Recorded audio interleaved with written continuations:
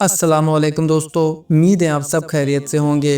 दोस्तों, आज के कबूल इस्लाम की कहानी एक ऐसे शख्स की है जो इस्लाम से इंतहाई नफरत करता था और इस्लाम से लड़ने की और मुसलमानों से लड़ने की पूरी कोशिश करता रहा। इसके बावजूद उसकी पत्नी ने ही खुद इस्लाम कबूल कर लिया, जिसकी वजह से उसने अपनी पत्नी सही तलाक ले लिया। लेकिन वो नहीं चाहता था कि उसका बेटा भी अब मुसलमान बन जाए, इसलिए उसने इस्लाम को झूठा साबित करने के लिए हर वो पैतरा अपनाया जो वो कर सकता था। कुरान पढ़ा, हदीसों का मुताला किया और इस्लाम में गलतियां ढूंढने की पूरी कोशिश करता रहा। दोस्तों, इतनी कोशिशें करने के बाद भी क्या उसकी पत्नी उसे मिली? क्या उसका बच्चा उसे मिला? क्या वो इस्लाम का कुछ नुकसान कर पाया या फिर उसने खुद ही इस्लाम कबूल कर लिया? दोस्तों, ये जानना बहुत ही ज़्यादा इंटरेस्टिंग है, बहुत ही दिलचस्प कहानी है ये। आप इस वीडियो को ज़रूर पूरा देखिएगा और इस वीडियो को जितना हो सके उतना शेयर कीजिएगा। इस वीडियो को सपोर्ट करने के लिए इस वीडियो को एक लाइक ज़रूर कर दीजिएगा। और हम आपको बता दें कि हम इस चैनल पर 4 साल से एक्टिव हैं और अब तक हज़ारों वीडियोस अपलोड कर चुके हैं, सिर्फ उन लोगों की जिन्होंने इस्लाम कबूल किया हुआ है। तो इस तरह की वीडियोस को देखने के लिए हमारे चैनल को ज़रूर सब्सक्राइब कर दीजिएगा। मैं सोचता था कि सभी मुसलमान आतंकवादी हैं, लेकिन 3 साल पहले मैं मुसलमान बन गया। मैं 38 साल का हूँ, गोरा हूँ और अमेरिका से हूँ। इस वीडियो में मैं इस्लाम के बारे में अपनी राय कैसे बदली, इस्लाम कबूल करने का सबसे मुश्किल हिस्सा और इस्लाम के बारे में मेरे नए विश्वासों के बारे में बात करूंगा जो मैं पहले नहीं मानता था। 7 साल पहले मैं एक भयानक तलाक से गुजरा जो मेरे बेटे के जन्म के 6 महीने बाद हुआ। उस समय मेरा व्यवसाय बहुत सफल था, इसलिए मेरे पास पैसे थे, लेकिन मैं बेहद दुखी था क्योंकि तलाक ने मुझे पूरी तरह से तोड़ दिया था। मेरा मानना है कि भगवान कभी कभी आपको पैसे जैसी चीजें देता है ताकि आपकी परीक्षा ले सके कि आप उसके साथ क्या करते हैं, और मैं स्पष्ट रूप से इस परीक्षा में फेल हो गया। लगभग 4 साल तक मैं वह जीवन जी रहा था जिसे ज्यादातर लोग सपनों का जीवन मानते हैं। मेरे पास पार्टियां थीं, महिलाएं थीं और वो सब कुछ था जो एक आदमी सपने में चाहता है, कम से कम अमेरिका में। लेकिन मैं खुश नहीं था। हर रात मैं घर जाता और सोचता कि काश मेरा परिवार होता। मैं अपने सीने में एक खालीपन महसूस करता था। 7, 8, 9 घंटे मस्ती करने के बाद भी मैं खुश नहीं होता था। मुझे पता था कि कुछ न कुछ गायब है। मैंने सोचा कि मैं इससे ज्यादा उदास नहीं हो सकता, लेकिन फिर एक दिन ऐसा हुआ कि मैंने देखा कि मेरी पूर्व पत्नी को एक अजीब सी शांति मिल गई थी और वह खुश लग रही थी। मैंने उससे पूछा, क्या हो रहा है, तुम क्या कर रही हो? उसने मुझे बताया कि उसने इस्लाम कबूल कर लिया है। अब रुकिए, आपको समझना होगा कि मैं अमेरिकी हूं और अमेरिका में हमें मुसलमानों से नफरत करने के लिए प्रोग्राम किया गया है। हर टीवी शो, हर फिल्म, हर बार जब आप एक मुसलमान को देखते हैं तो आप एक AK-14 और अल्लाह अकबर सुनते हैं। ये एक भयानक तस्वीर पेश करता है। इसलिए मैं इस्लाम से नफरत करता था, मुसलमानों से नफरत करता था और मैं सोचता था कि वे सभी आतंकवादी हैं। जब उसने मुझे यह बताया तो मैं पूरी तरह से टूट गया। मैं आक्रामक हो गया और मैंने कहा, तुम हमारे बेटे को यह सब सिखाने की हिम्मत मत करना। मैंने उसे कोर्ट में ले जाने की धमकी दी। मैं हर पैसा खर्च करने को तैयार था ताकि मैं अपने बच्चे को वापस ले सकूं और वह इस्लामी शिक्षाएं न सीखे। यह मेरे परिवार के लिए बहुत मुश्किल समय था। फिर मेरी पत्नी ने समझदारी दिखाते हुए मुझे कुरान दी और कहा, सुनो, इसे पढ़ो, देखो कि क्या तुम्हें कुछ ऐसा मिलता है जो तुम्हें पसंद नहीं है।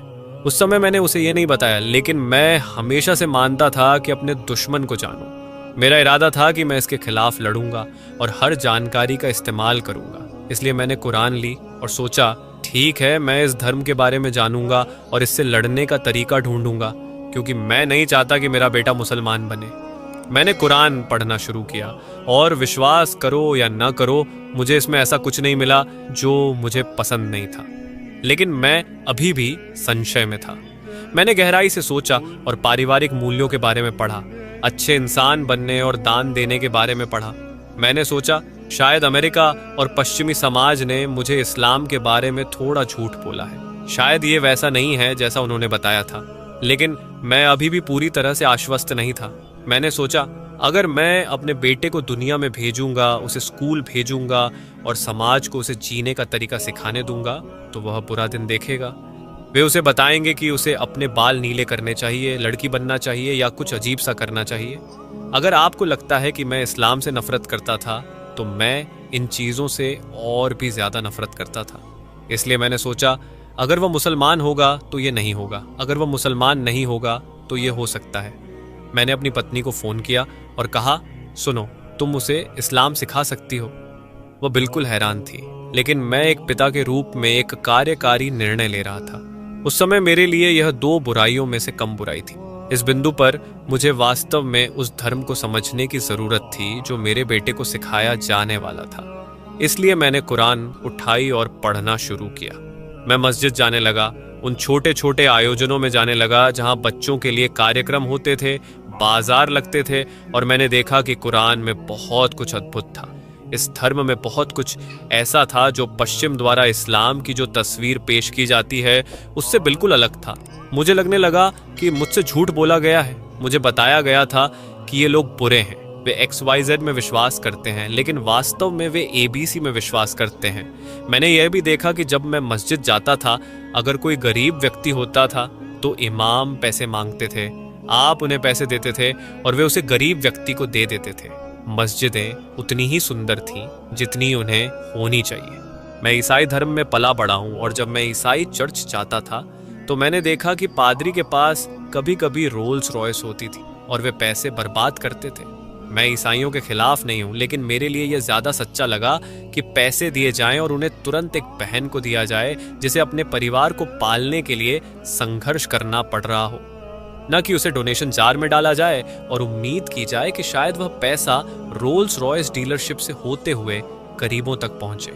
मैंने ये सब चीज़ें देखी और सोचा यह एक सुंदर धर्म है।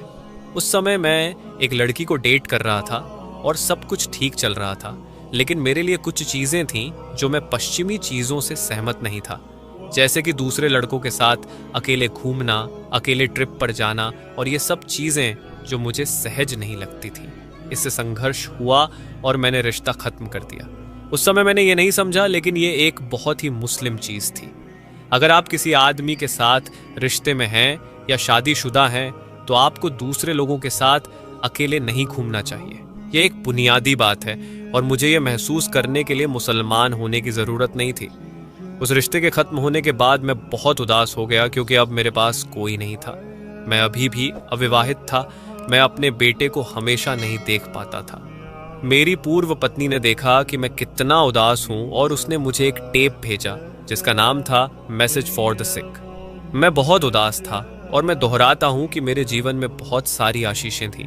पैसा, स्वास्थ्य, मेरे माता पिता दोनों जीवित थे, लेकिन मैं अभी भी बहुत दुखी था। उसने मुझे यह संदेश भेजा, मैंने इसे पढ़ा, और जब मैंने इसे पढ़ा तो सब कुछ साफ हो गया। मैंने उससे कहा, मुझे मस्जिद ले चलो, मुझे ये बहुत पहले करना चाहिए था। मैं मस्जिद गया और मैंने शहादा ली। सभी लोग मेरे आस पास थे और वे मुझे एक सुपरस्टार की तरह ट्रीट कर रहे थे। मुझे समझ नहीं आ रहा था कि ऐसा क्यों है, लेकिन फिर मुझे पता चला कि आपके सारे गुनाह माफ़ हो जाते हैं, सब कुछ माफ़ हो जाता है और आप सबसे पवित्र हो जाते हैं। मैंने पहले ही देखा था कि मुसलमान सबसे अच्छे लोग हैं जिनसे मैं कभी मिला हूँ, और इस तरह मैंने इस्लाम के बारे में अपनी राय बदल दी। एक बार जब मैंने इस्लाम कबूल कर लिया तो मैंने अपनी पत्नी से कहा, सुनो, तुम मुसलमान हो, मैं मुसलमान हूँ, मैं पूरी तरह से बदल गया हूँ। अल्लाह को तलाक सबसे ज़्यादा नापसंद है, चलो हमारा परिवार फिर से एक हो जाए। वह मान गई और हमने फिर से शादी कर ली। हम मस्जिद गए, हमने निकाह किया और फिर हम कुछ समय के लिए अमेरिका में रहे। हम कोस्टा रिका चले गए और फिर यहाँ दुबई आ गए, क्योंकि हम एक मुस्लिम देश में रहना चाहते थे जहाँ हम आसानी से हलाल खाना पा सकें और नमाज पढ़ सकें। तब से मेरा जीवन अद्भुत हो गया है। तो दोस्तों, आपने आज की ये वीडियो देख लिया। अब आप क्या कहना चाहते हैं हमारे इस नौ मुस्लिम भाई को लेकर, हमें कमेंट करके ज़रूर बताइएगा। वीडियो को लाइक, शेयर और चैनल को सब्सक्राइब करना ना भूलें।